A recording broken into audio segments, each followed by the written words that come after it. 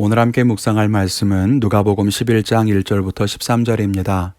먼저 영상을 멈추시고 성경 본문을 읽으신 후에 묵상을 함께 이어가도록 하겠습니다.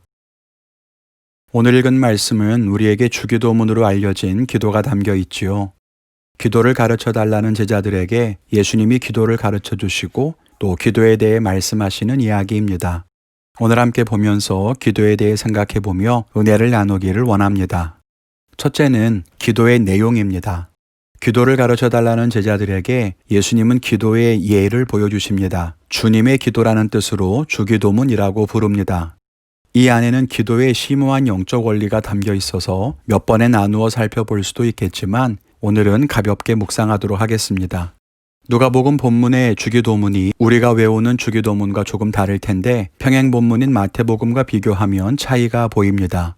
주기도문을 보면 기도의 내용이 크게 둘로 나뉘는 것을 알 수 있습니다. 앞에는 하나님에 대한 기도, 그리고 뒤에는 우리의 필요를 간구하는 것입니다. 하나님과 우리 이렇게 둘로 구분되는 것은 십계명에서도 나타나는 특징이지요. 십계명도 하나님께 대한 명령과 사람을 향한 명령으로 나뉘는데 주기도문의 기도도 그렇습니다. 하나님에 대해서 구할 것은 하나님의 이름이 거룩히 여김을 받으시도록 또 하나님의 나라가 이루어지길 구하는 기도입니다. 여기에는 헬라어의 독특한 표현 방식인 3인칭 명령형이 사용됩니다. 우리말에는 없는 문법이에요. 3인칭 명령은 보통 두 가지의 의미를 갖습니다. 먼저는 그렇게 되라고 선포하는 겁니다. 하나님의 이름이 거룩하게 여김 받으라. 하나님의 나라가 임할지어다. 그렇게 선포하는 거죠.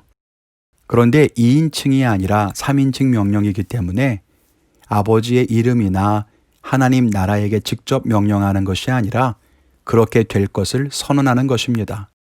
그리고 3인칭 명령에는 말하는 내가 행동하겠다는 의지가 담겨 있습니다. 즉 하나님의 이름이 거룩히 여김을 받을 것이고 주의 나라가 임할지니 내가 그렇게 만들겠다는 다짐이 담겨 있는 겁니다. 단순하게 그렇게 되었으면 좋겠습니다 라고 바람을 표현한 것이 아니라는 거죠. 주기도문의 앞부분이 하나님에 대한 기도로서 선포와 다짐의 분위기였다면 뒷부분은 우리의 필요를 구하는 간구입니다.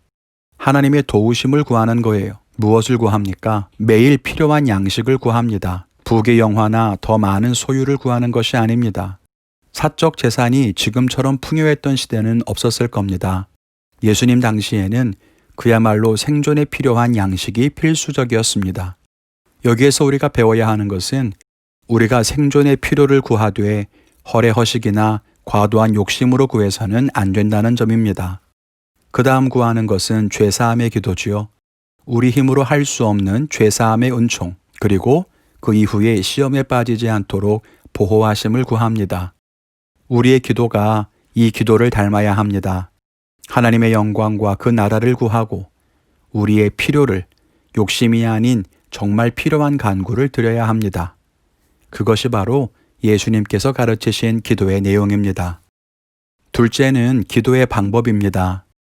예수님은 기도문을 가르쳐 주신 후에 비유를 들어서 기도에 대한 또 다른 가르침을 주시는데 그것은 간절함으로 구하는 기도가 응답받는다는 것입니다. 밤중에 손님이 찾아와 먹을 것을 구하러 친구를 찾아간 사람의 이야기를 통해서 8절에 보면 간청함을 인하여 요구한 것을 얻게 될 것이라고 하셨습니다.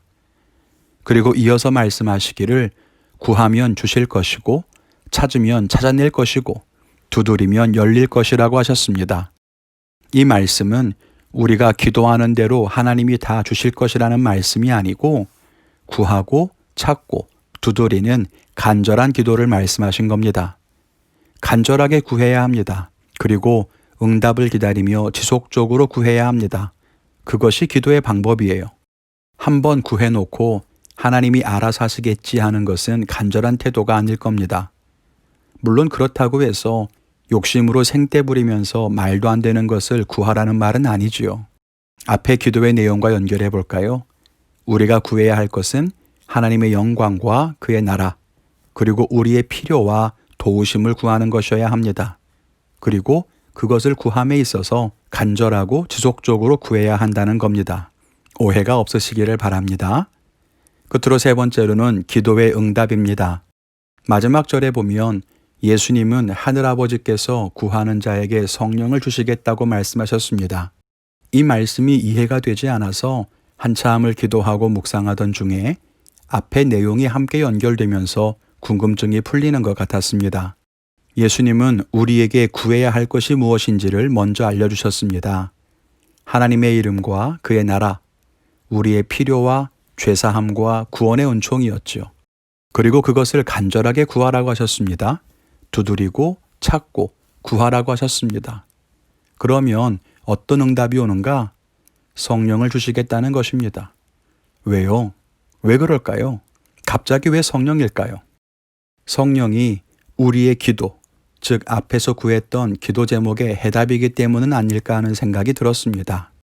우리가 죄사함 받는 것, 우리를 시험에 들지 않게 하는 것, 또 우리가 타인의 죄를 용서하는 것, 그것은 성령의 도우심과 조명하심이 있어야 가능한 일입니다. 하나님의 영광과 주의 나라를 위해 살아가는 건 역시 성령님이 동행하시며 인도하시고 도우실 때, 그럴 때 우리가 그 거룩한 사명을 꿈꾸며 살아갈 수 있는 것 아니겠습니까? 그렇게 본다면 결국 성령은 우리가 구하는 기도를 이루어주시는 하나님의 응답인 것입니다. 기도의 응답은 기적이 아니라 하나님과의, 성령과의 동행인 거지요. 구하는 자에게 성령을 주시지 않겠느냐 말씀하셨습니다. 우리는 기도 응답을 받고 있나요? 내 욕심대로 이루어지지 않아서 응답받지 못했다고 생각하십니까? 어쩌면 우리 안에 이미 기도 응답으로 보내주신 성령님이 계신데 우리가 알지 못하는 것은 아닐까요? 우리의 삶의 옳고 그름을 분별하는 진리의 빛으로, 우리의 삶의 환난을 이기는 능력으로, 그렇게 성령님은 우리에게 기도 응답으로 다가오십니다. 우리가 하나님과 동행함으로써 진정한 은혜와 복을 누리며 살 수 있기를 기도합니다. 오늘 저는 말씀을 묵상하면서 성령에 대해 다시 한번 생각해 보려고 합니다. 묵상을 하며 잠시 나눈 것처럼 왜 하나님은 기도하는 우리에게 성령을 주실까? 응답으로서 우리에게 찾아오신 성령님을 생각하면서 내가 구하는 기도 제목에 성령님은 어떻게 응답일 수 있을까를 생각해 보고 묵상하고자 합니다. 여러분들은 어떤 결단을 가지셨습니까? 오늘 하루 하나님이 기뻐하시는 기도를 올려드리고 또 성령님과 동행하며 응답으로 인해 복을 누리는 귀한 하루를 사시기를 바랍니다. 하나님의 은총이 함께 하시기를 주님의 이름으로 축원을 드립니다.